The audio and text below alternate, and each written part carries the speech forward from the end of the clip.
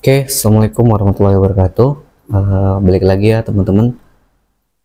Tadi ada break sebentar. Nanti pada pertemuan ini kita lanjut lagi ya, di sesi pertemuan keempat. Nah, jadi pada pertemuan ini nanti kita lebih fokus belajarnya ya tentang input dan output. Nah, jadi pada video sebelumnya mungkin teman-teman udah pada lihat apa itu tadi variabel ya, konstanta, tipe data ya, dan juga nanti penggunaannya dalam bahasa pemrograman. Nah, jadi untuk yang pada pertemuan ini, nah nanti kita bagaimana membuat sebuah pola input dan output di dalam bahasa pemrograman Python-nya. Oke. Nah, pada pengertian ya, sebenarnya kalau di dalam definisi secara umum ya, semua bahasa pemrograman itu tidak jauh-jauh dari 3 proses, teman-teman ya. Jadi nanti di situ ada input, nah ada proses dan ada outputnya. Nah, jadi 3 proses ini merupakan satu kesatuan ya, yang tidak dapat dipisahkan. Ya, baik teman-teman nanti belajar C++, ada juga belajar bahasa pemrograman web ya, bahasa C, dan juga yang teman-teman pelajarin di semester ini adalah bahasa pemrograman Python. Nah, itu semuanya sama saja melibatkan 3 komponen penting ini. Nah, jadi jangan sampai dilupakan prosesnya. Nah, jadi bagaimana sih implementasinya kalau kita libatkan 3 komponen ini ke dalam bahasa pemrograman? Nah, di sini bisa dilihat bersama-sama. Nah, bahasanya di dalam bahasa pemrograman Python kita selalu menambahkan ya atau memasukkan perintah input di situ. Nah, artinya setiap nanti ada kalimat atau perintah input, maka secara otomatis si program akan membaca itu adalah input. Contoh, misalnya kita gabungkan ya dengan yang sebelumnya, misalnya nama variabelnya apa? Misalnya variabelnya nama ya. Nah, di situ ada input. Nah, input ini maksudnya sintak atau penulisan apa yang mau kita masukkan ke dalam. Contoh misalnya nama, masukkan nama Anda. Nah, nanti ketika dijalankan si program, maka secara otomatis si Python-nya akan menerjemahkan atau dia akan menanya, siapa nama Anda? Nah, masukkan nama Anda seperti itu ya. Dan juga contoh ada 2 variabel, misalnya umur. Nah, di sini nanti kita coba sama-sama ya. Masukkan umur Anda. Nah, kita coba langsung ke bahasa pemrogramannya ya. Nah, oke, kita coba menggunakan 2 variabel ya sesuai dengan di slide. Yang pertama variabel yang kita gunakan adalah nama. Oke. Nama ya, kita sesuaikan dengan yang di sini. Nah, nama sama dengan input. Nah, ingat ya, ketika ada perintah atau kalimat input, berarti otomatis dia akan menerjemahkan itu adalah sebuah input. Oke, buka kurung. Nah, kita mau menanyakan apa nih? Yang mau kita inputkan nanti apa? Misalnya, masukkan nama Anda. Oke, masukkan nama Anda ya. Masukkan nama Anda.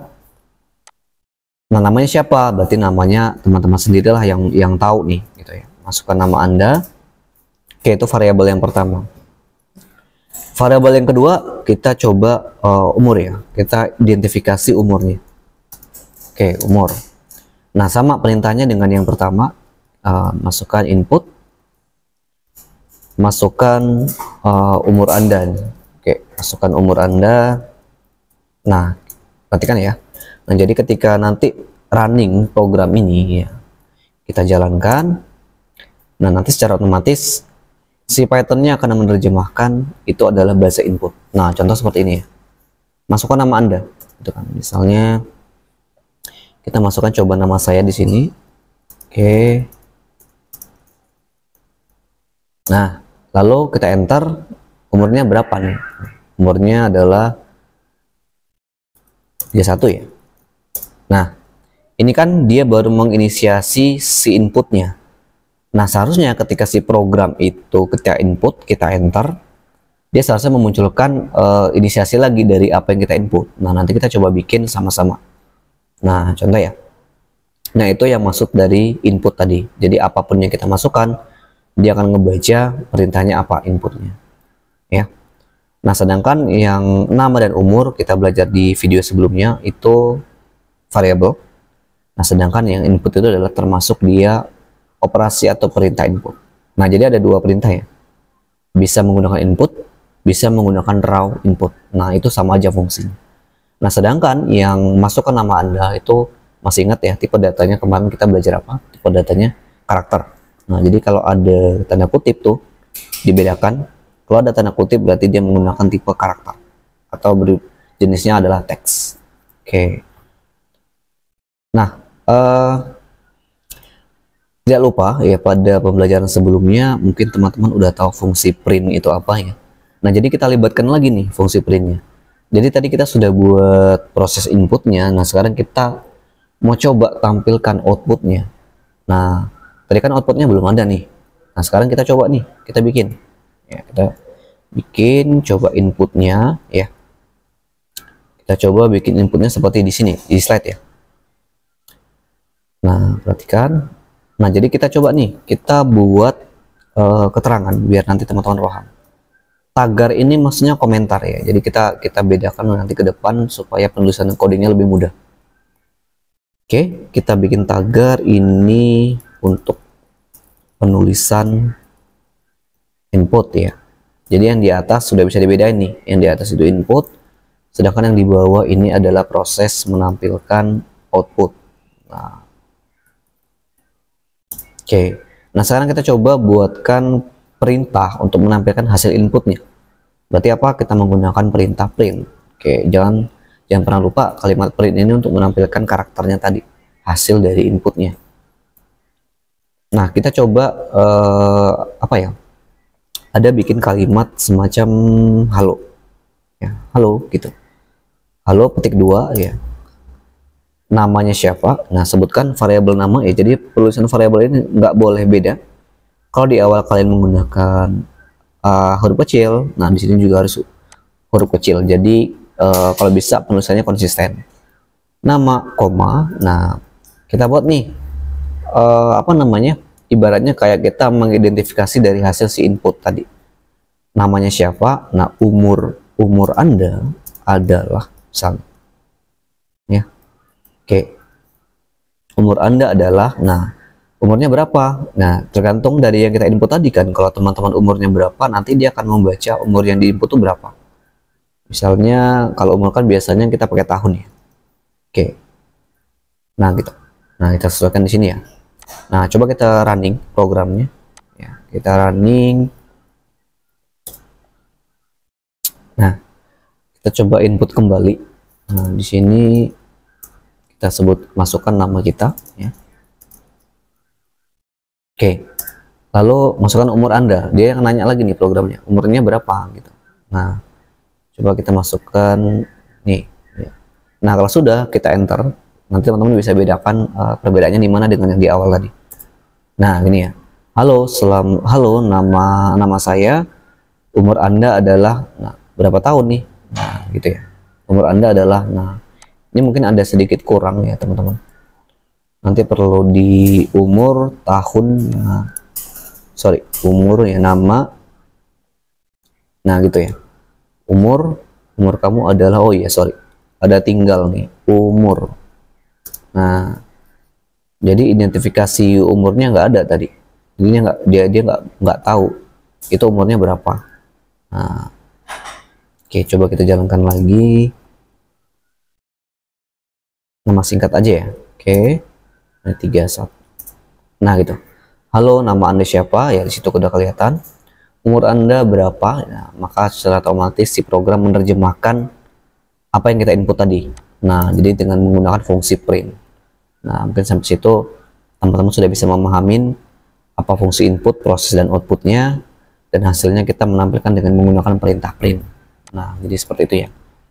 Oke. Nah, itu penggunaan print dari si program tadi, teman-teman. Nah, bagaimana dengan studi kasus yang berikutnya? Nah, tadi kan kita hanya menampilkan nama dan umur saja. Nah, sekarang bagaimana kalau kalian itu kita menggunakan operator penjumlahan tadi nih. Nah, jadi bisa kita modifikasi ya hasil bahasa pemrogramannya menjadi gini ya, kombinasi antara penjumlahan dan inputan. Nah, contoh misalnya kita samakan dengan yang video pertama ya. Jadi misalnya di sini variabelnya angka 1 ya. Angka 1, variabel yang kedua adalah angka 2. Nah, yang pertama kalau kita ganti masukkan angka 1 gitu ya. Jadi menginisiasi dari angka 1. Yang kedua masukkan si angka 2-nya ya. Nah, masukkan angka 1, masukkan angka 2. Nah, jadi nanti si ini nanti kita jumlahkan nih. Nah, sekarang kita bikin komentar biar tahu ini tuh prosesnya buat apa. Proses penjumlahan. Nah, ya, proses penjumlahan. Nah, untuk menjumlahkan kalimat atau input di atas, kita tetap menggunakan variabel biar terbaca maksudnya prosesnya mau ngapain gitu. Nah, kita butuh ya seperti di slide sama. Nah, jadi kalau di slide ini saya buat tipe datanya adalah integer ya. Integer. Jadi kalau integer udah pasti hasilnya berupa angka bukan teks. Oke. Jadi di sini adalah kita butuh variabel jumlah ya. Jumlah sama dengan tipe datanya adalah int, integer. Kita sebutkan nih variabel yang mau kita jumlahkan apa. Nah, berarti angka 1 ya. Angka 1 ditambah integer lagi ya, tipe data yang kedua, baru angka 2. Nah, apakah hasil programnya sudah jalan? Nah, belum ya, ini belum jalan nih. Nah, gimana cara memprosesnya kembali? Nah, maka tinggal teman-teman ganti saja nih keterangannya. Kalau tadi kan menampilkan nama ya. Nah, kalau sekarang itu kita tinggal ganti saja hasil penjumlahan adalah berapa gitu ya. Nah, hasil dari penjumlahan di dua variabel ini kan. Nah, berarti sebutkan variabel si variabel. Nah, berarti jumlah. Nah, gitu. Jadi variabel yang dijumlah ini kan tadi rumus untuk menjumlahkan dua angka di atas ya. Nah, sekarang kita sebutkan lagi si variabelnya di bawah. Nah, coba kita running kembali. Oke, masukkan angka 1 berapa misalnya? 100. Oke. Angka 2-nya berapa? 500. Nah, ketika kita enter, maka hasil penjumlahannya adalah 600 ya, benar ya. Nah, oke. Itu studi kasus yang kedua. Jadi teman-teman udah bisa memahami proses penggunaan input dan output, dan juga nanti kita kolaborasi dengan penggunaan operator tambah. Nah, ini bisa teman-teman kolaborasikan atau modifikasi menjadi program yang teman-teman butuhkan nanti. Nah, oke, mungkin cukup itu saja yang nanti bisa saya bahas.